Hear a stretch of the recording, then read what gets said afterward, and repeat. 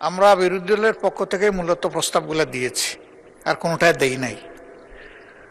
তো স্বাভাবিকভাবে এটা একটা রেওয়াজের প্রতি সম্মান রেখেই বলছি, যেহেতু এই রেওয়াজ এবং এই আলোচনা গ্রহণ হওয়ার সম্ভাবনা নাই, সেই কারণে আমরা মূল্যবান সময়টা বাঁচাইতে পারি কিনা, আমাদের কোনো সুযোগ আছে কিনা যে আমাদের দেওয়া এই ছাঁটাই প্রস্তাবগুলো আমরা আমরা প্রত্যাহার করে নিলাম, তাহলে বোধহয় কাজটা সহজ হয়।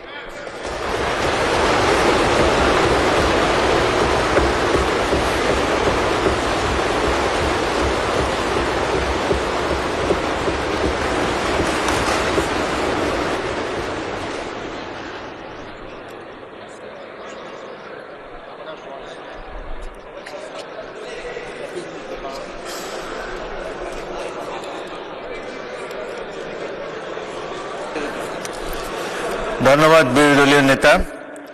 আমার মনে হয় ট্রেজারি বেঞ্চ আপনার এই প্রস্তাব তারা গ্রহণ করেছে। আমার মনে হয় যে প্রস্তাবগুলো উত্থাপনে মাননীয় মন্ত্রী